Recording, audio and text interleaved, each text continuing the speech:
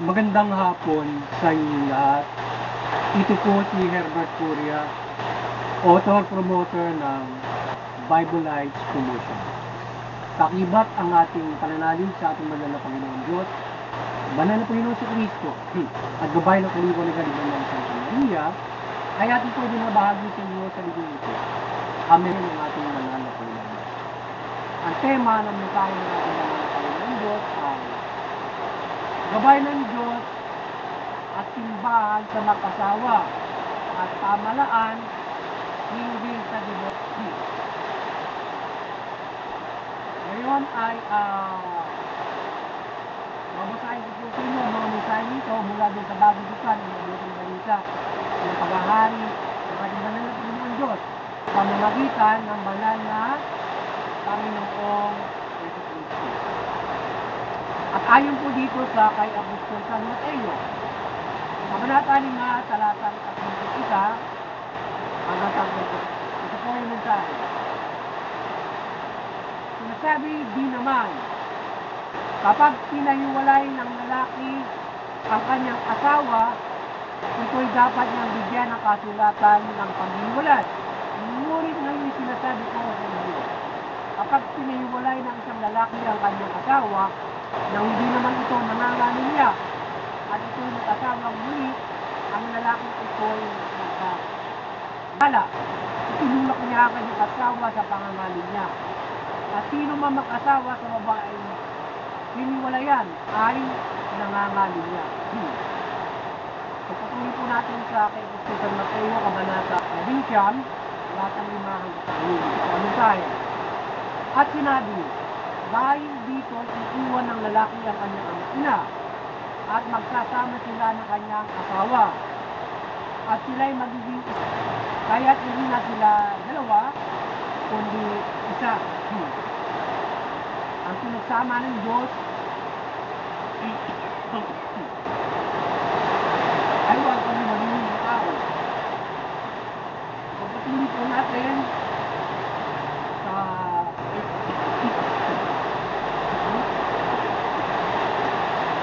mga taga-Efeso, Kabanata 5, talatang 6. Mga lalaki, ibigin niyo ang inyong asawa kaya ng pag-ibig ni Kristo sa Iglesia. Iniandog niya ang kanyang buhay para dito. Patuloy po natin sa mga taga-Kolosas, Kabanata 5, Kabanata 3, talatang 8. Magana din siya. Mga babae, pasawa kayo sa inyong asawa sapagkat yan ang kalooban ng Panginoon. Mga lalaki, ibigin niyo ang inyong asawa at huwag silang pagmamalikutan. Pagpatuloy po natin sa 1 Corinto, Kabanata 3, talatang 3 hanggang 5. Dapat din ng lalaki ang tungkulin sa kanyang asawa. Ay hindi ng babae, sapagkat hindi na ang babae ang may kapangyarihan ng sariling katawan, kundi ang kanyang asawa. O hindi naman, hindi na ang lalaki ang may kapangyarihan sa sariling katawan, hindi ang kanyang asawa. Okay, magkaisi sa isa.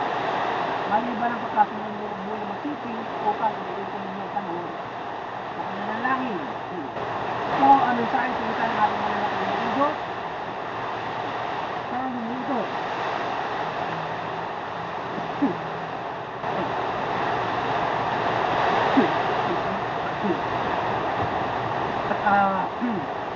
At ating pasalamatan ng ating banal na Panginoon Diyos at banal na Panginoong Yesu Kristo. Maraming salamat sa Panginoon Diyos at banal na Panginoong Yesu Kristo. Ngayon ay ipaliliwanag ko po sa inyo ang mga mensahe nito mula sa tema na gabay ng Diyos at simbahan sa mga pamalaan hinggil sa diborsyo. Yan. Nais mong ibabalik sa atin ng ating banal na Panginoon Diyos. Yung gabay niya sa mag-asawa at yung tungkol sa paghiwalay. Ito ba yung nais ng banal na Panginoon Diyos? Yung kanyang kalooban at nais ng sundin ng lahat maging ang pamamahala ay nais niya na ito ang pamamahala. Yung sinasabi ng ating banal na Panginoon Diyos na yung lalaki at babae, kapag ito ay pinagsama na ng Diyos, ito hindi na pwedeng paghiwalay para kainuman. So even the government ay hindi po pwede niyang basagin yung pinagsama ng Panginoon Diyos o yung itinasal ng simbahan. So yung ating pamalaan dapat niyang sirain yung kasal na ginawa ng ating simbahan. So yun.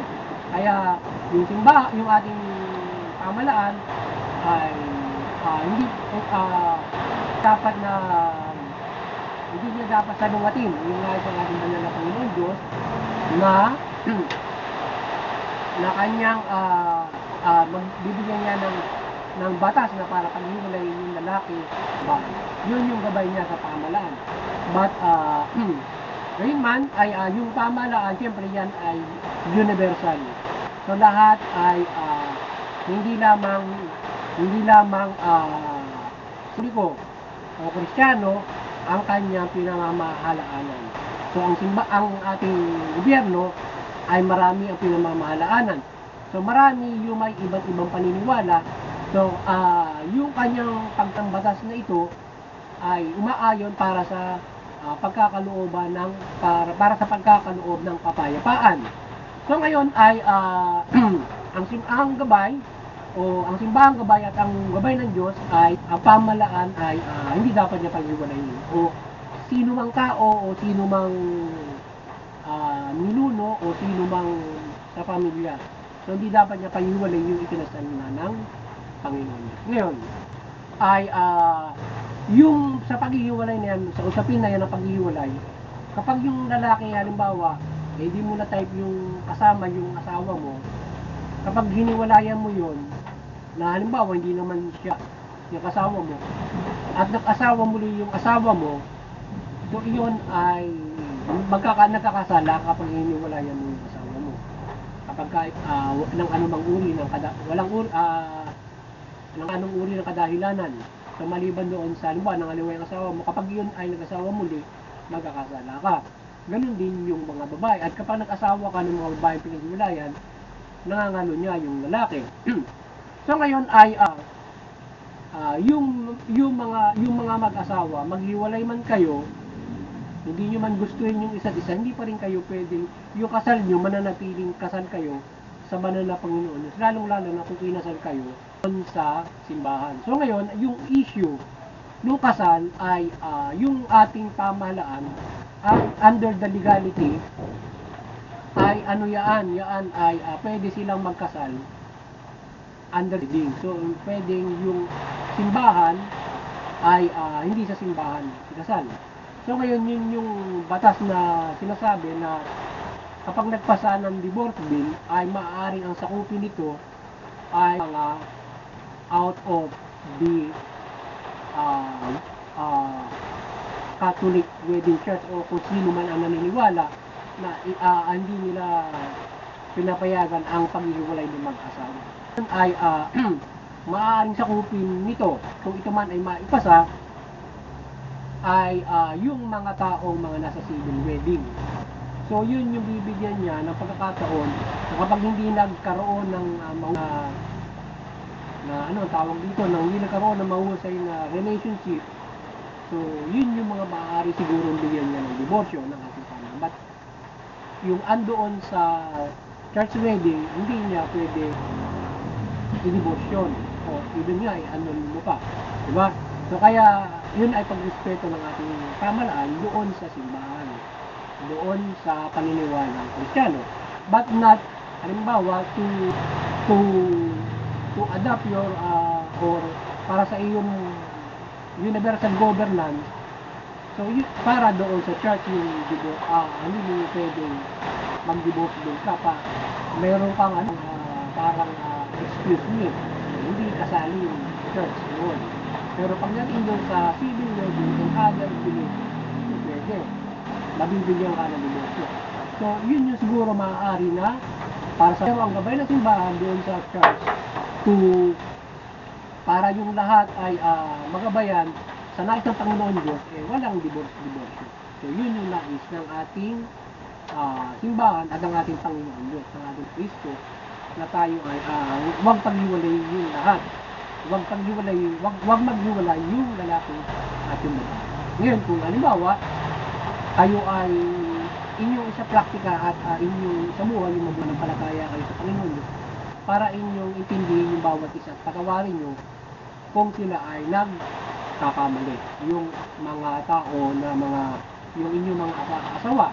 So ngayon, yung mga mag-asawa na Panginoon, so sabihin pa lamang yun ng pag-iwalay nyo, nais ang banal na Panginoon Diyos, siyempre doon sa mag-asawa mula sa pangkalahatang lipunan, inyong pagmahalin o mahalin nyo yung isa't isa, lalo na kayo nga ay mag-asawa pa. So yung kabataong minamahal mo, lalo na yung asawa mo, kapag kayo isa na.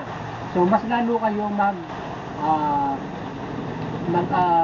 mag-iintindihan sa isa't isa, uunawain nyo yung isa't isa, inyong tatagaan yung isa't isa, para kayo ay humantong sa mahabang pagsasamahan.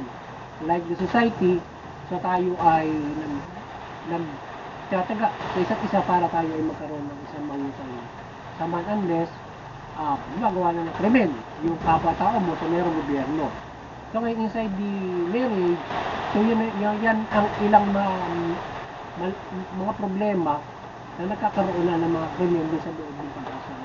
Yung mga battered wife or yung domestic violence, sinasaktan yung bata, mga anak at saka yung mga asawa, mga ganun mga bagay, o vice versa.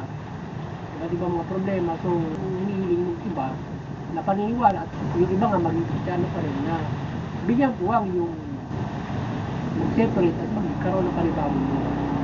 So ngayon ay ang pinauunawa ng Diyos at ang simbahan ay ikinasal kayo ng Diyos at hindi kayo dapat maging. Yan yung gabay ng simbahan, na kayo ay mag-iisa isa't isa hanggang sa huli. So ngayon ay kung yung pamahalaan naman ay under authority, dahil sa gusto niya ng kapayapaan para sa lahat, at talagang wala nang lunas doon sa pag-aasawa, at maraming proseso na maaari pwede pagdala bago ibigay yung divorce o yung diborsyo. Ito man ay papasa, halimbawa, nasa sa authority ng pamahalaan. So yan ay para umiwan ang higit na kung ikaw ay pamamalaanan mo yung palakaran. So, pero pagdating doon sa Kristiyano, pagdating doon sa mga paniniwalang Kristiyano o sa simbahang Kristiyano, dapat exception. Hindi po pwedeng sumali sa divorce bill yung Kristiyano. So hindi nyo dapat, kung kayo magpapasa ng divorce bill, ay hindi nyo dapat kasali yung Kristiyano. So yun yung ating pagtingin dyan. Pero sa pangkalahatang gabay ng Panginoon Diyos, huwag nyo ipasa yung divorce bill. Pero sa isang banda, ay bilang gobyerno at bahala ka sa lahat, bilang naman Kristiyano pinamamahalaan mo, to make it as fair justice and peace. So yung Kristiyano accept mo yung mga nasa simbahan civil, yung mga church wedding, so accept ya kung yung mga aayaw ng Diyos. Kaya nga ginagabayan yung pamahalaan, kaya nga sinabi ng maski sino, even kahit pamahalaan. So kaya yung pamahalaan hindi niya dapat masisibak yung church wedding. So hindi niyo po pwedeng sirain yun o kawalang bisa.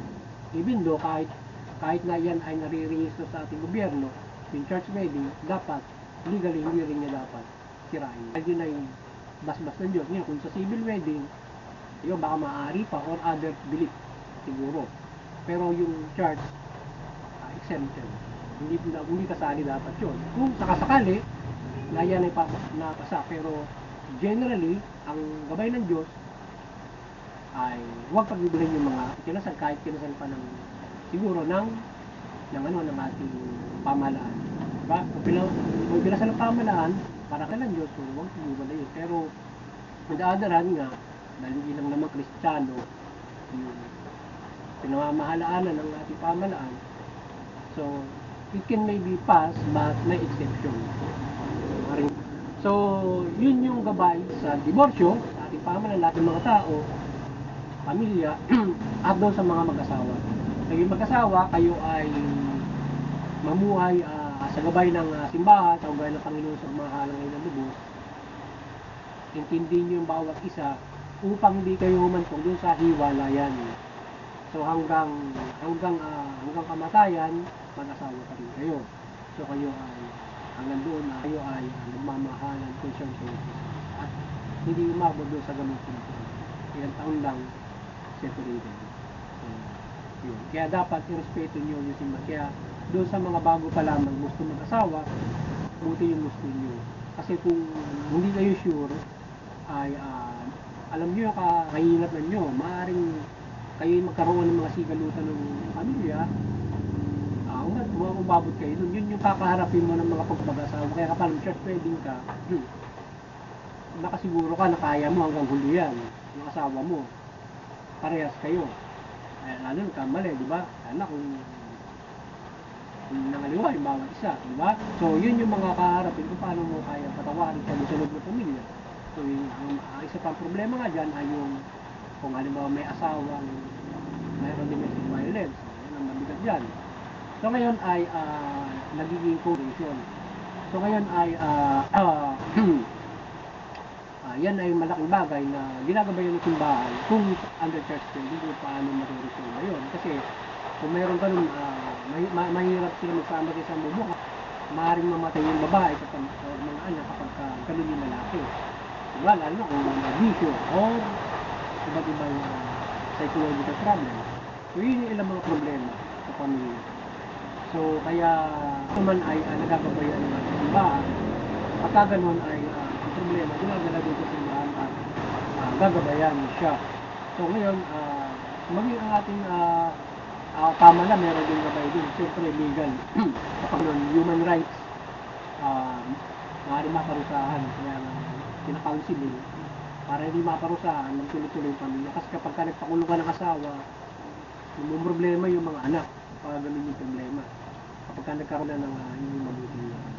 So sana ay nagabay yung ating pamalaan ang lahat tungkol sa pag-asawa at pag-iwalay. So sana ay magkaroon kayo ng bisyo. So may mga tao kasi na mga makikitid yung mga pag-iisip hinggil dito sa usapin na ito. So may kanya-kanyang paniniwala at gumagawa ng violence para doon sa kanilang paniniwala at hindi nila parang sinasalungat nila yung ang Panginoon Diyos doon sa paniniwala. So mahirap kung ang paniniwala mo ay gagamitan mo ng paglabag doon sa kaya meron tayo. So kaya kinakailangan ay laging mahusay yung batas at sumunod sa batas para tayo ay mayroong payapaan at saka pumumuhay tayo na payapaan. So yun, muli sana ay nagabayan na naman ang lahat sa linggong ito hinggil dito sa pagbabahagi natin ng mabuting balita at kayo ay magkaroon ng malaking pag-asa yung kaligtasan spiritual mula dito sa issue ito o dito sa mensahe ito ng ating mga Panginoon at o gabay ng ating banal na Panginoon Diyos mula doon sa nangyayari sa ngayon na tinutunghayan ng ating mula dito sa bansang Pilipinas. So ngayon ay doon sa sana tayo patuloy na gabayan ng ating banal na Santa Maria ng kanyang pagmimilagro at kaliwanagan sa ating pahagi ng mabuting balita at kayo mahikayat ng Bible Life Promotion sa pagtalima sa mabuting balita at pananampalataya sa Panginoon Diyos mula Panginoong Jesucristo. Matigit sa lahat ay pag-ibayuhin ninyo ang pakikinig ng mabuting balita mula sa simbahan at sa mga kagaya natin na nagbabahagi ng mabuting balita o ng salita ng ating mga Panginoon Diyos sapagkat itong binabahagi natin na kalooban ng Panginoon Diyos, ito yung gagabay sa inyo sa ating lahat para magkaroon tayo ng kaligtasan spiritual. Kagaya ng mabuting balita, ito yung ihuhusga sa atin pagdating ng takdang panahon kung tayo ay maliligtas o hindi at sa pang-araw-araw natin pamumuhay, ito ay magiging gabayan natin sa gabay ng Panginoon Diyos kapag namumuhay tayo ayon dito. So ngayon ay kaya dapat ay masunod natin ang mabuting balita. Hindi lamang sa gabay ng paliwanagan tayo maliligtas o sa tayo mananampalataya sapagkat kung hindi natin kilala Santa Maria o hindi natin kilala ang Panginoon Diyos ay hindi natin nalalaman kung ano yung ba? So ngayon kung ang ngayon malinaw ang sinasabi ng mabuting balita para iyan ang maging gabay natin kung paano tayo mamumuhay na may kaligtasan.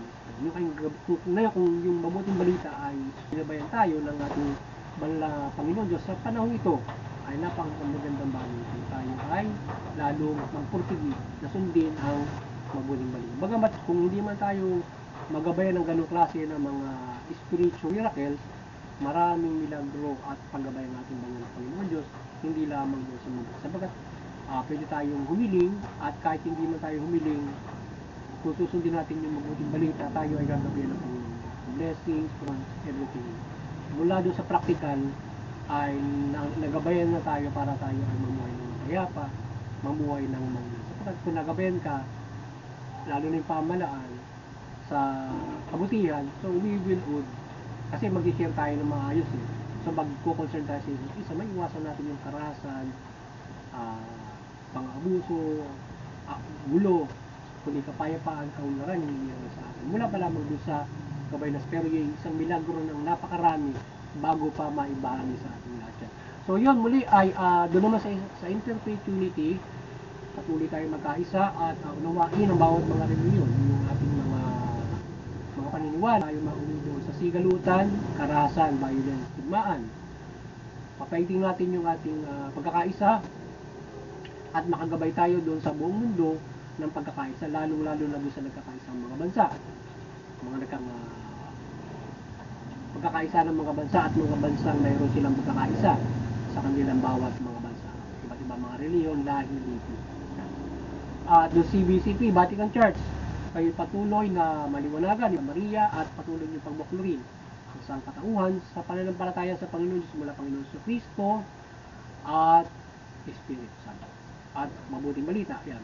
At sa ating munting kakayanan, sana ay patuloy tayong na Santa Maria, Panginoon Diyos, Panginoon sa Kristo, sa ating pagbabahagi ng mabuting balita at mapagbuklod natin ang sangkatauhan sa pananampalataya sa Panginoon mula Panginoon sa Kristo at mabuting balita.